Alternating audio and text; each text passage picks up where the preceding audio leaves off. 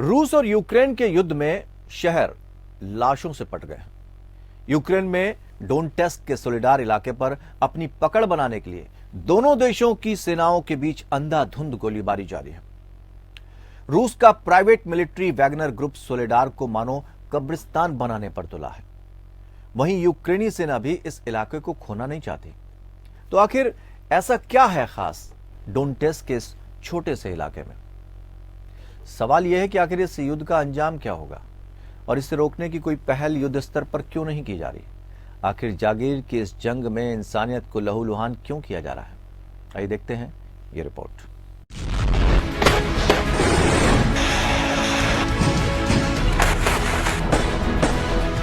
जागीर की जंग में जारी है जवाबी हमले। हमलों के बीच जारी है जुबानी जंग। रूस बोला 500 यूक्रेनी सैनिक मारे। यूक्रेन बोला जारी है जंग। यूक्रेन को हल्के में लेने की भूल की कीमत रूस को लगातार जारी युद्ध के रूप में चुकानी पड़ रही है। वहीं यूक्रेन रूस जैसी महाशक्ति के आगे डटकर मुकाबला करते हुए खुद को एक नई शक्ति के रूप में स्थापित कर रहा है।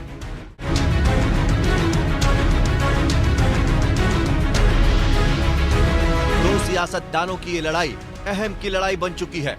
युद्ध में मनोवैज्ञानिक बढ़त लेने की कोशिश में दोनों एक दूसरे पर जुबानी हमले भी कर रहे हैं और अपनी अपनी तरह से अपनी मजबूती के दावे कर रहे हैं।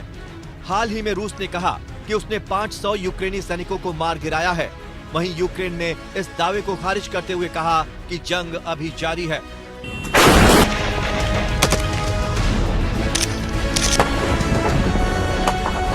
आपको बता दें कि यूक्रेन के पश्चिमी इलाके डोनेट्स्क में सोलेडार नाम का एक छोटा सा कस्बा है।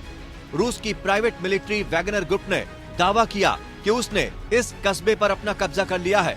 रिपोर्ट्स के मुताबिक प्राइवेट मिलिट्री वैगनर ग्रुप कई हफ्तों से इस इलाके पर कब्जा करने के लिए मशक्कत कर रहा है, लेकिन उसे अब तक कामयाबी हासिल नहीं हो सकी है। मिलिट्री वैगनर का दावा है पुतिन के शेफ कहे जाने वाले और वैगनर ग्रुप के हेड येवगेनी प्रिगोजिन ने सोलेडार की एक नमक की खदान से फोटो शेयर करते हुए दावा किया कि उसके लड़ाकों ने 500 यूक्रेनी सैनिकों को मारकर कस्बे को अपने कब्जे में ले लिया है। वहीं इस दावे को खारिज करते हुए राष्ट्रपति वोलोदिमीर ज़ेलेंस्की ने कहा है कि लड़ाई अभी खत्म नहीं हुई, जारी है। यूक्रेन ने सोलेडार में 100 रूसी सैनिकों को मारने का दावा किया है। रूस यूक्रेन जंग में हालात बेहद खराब हैं। रूस के लिए ये किसी बुरे अनुभव से कम नहीं है। अगर वो युद्ध में बैकफुट पर जाता है तो दुनिया में उसके कमजोर देश होने का संकेत जाएगा। वहीं यूक्रेन के लिए करो या मरो की स्थिति बन चुकी है। दुनिया के कई देशों को लगा था कि यूक्रेन रूस के साथ ज्यादा दिन तक टिक नहीं पाएगा। हालांकि जिस तरह से उसे हथियारों का जखीरा मिल रहा है, उससे साफ है कि नाटो और अमेरिका दोनों का हाथ यूक्रेन पर बना हुआ है, जिस वजह से कमजोर दिखने वाला यूक्रेन आज रूस को नाको चने चबाने के लिए मजबूर कर चुका है। खबरों के मुताबिक रूस लगातार यूक्रेन के जीते हुए शहरों को अब हारता जा रहा है। ऐसे में रूस ने अपने अधिकारियों से अपील की है कि यूक्रेन का कोई भी नया हिस्सा जीतने की घोषणा करने में जल्दबाजी न की जाए। अमेरिका के डिफेंस सेक्रेटरी लॉयड ऑस्टिन ने कहा कि सोलेडार में कभी यूक्रेन को बढ़त मिलती है तो कभी रूस को। ये कस्बा दोनों देशों के कब्जे में रह चुका है। ऑस्टिन के मुताबिक सोलेडार में बहुत खतरनाक लड़ाई होती है। मीडिया को एक घायल यूक्रेनी सैनिक ने बताया कि उनकी ब्रिगेड ने अब तक जितनी भी खूंखार लड़ाइयां लड़ी हैं, उनमें सबसे खतरनाक सोलेडार की है। वहीं एक दूसरे सैनिक ने कहा कि लड़ाई में कोई भी पीछे हटने को तैयार नहीं है। यूक्रेन के राष्ट्रपति ज़ेलेंस्की ने सोमवार को एक भाषण में बताया था कि सोलेडार पूरी तरह से बर्बाद हो चुका है। वहाँ ना के बराबर जिंदगी बची है। सोलेडार का पूरा इलाका लाशों से भरा है। पागलपन ऐसा ही दिखाई देता है।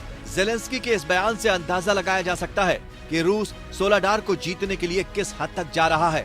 अल जजीरा की एक रिपोर्ट के मुताबिक बाखमुत को दोबारा हासिल करने के लिए सोलेडार पर रूस का कब्जा जरूरी है। सोलेडार का मतलब गिफ्ट ऑफ सॉल्ट यानी नमक का तोहफा होता है।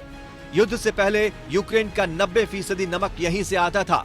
रिपोर्ट्स के मुताबिक वैगनर ग्रुप जहां भी रूस के लिए लड़ाई करता है, वहां अपने लिए भी कुछ फायदे ढूंढता है।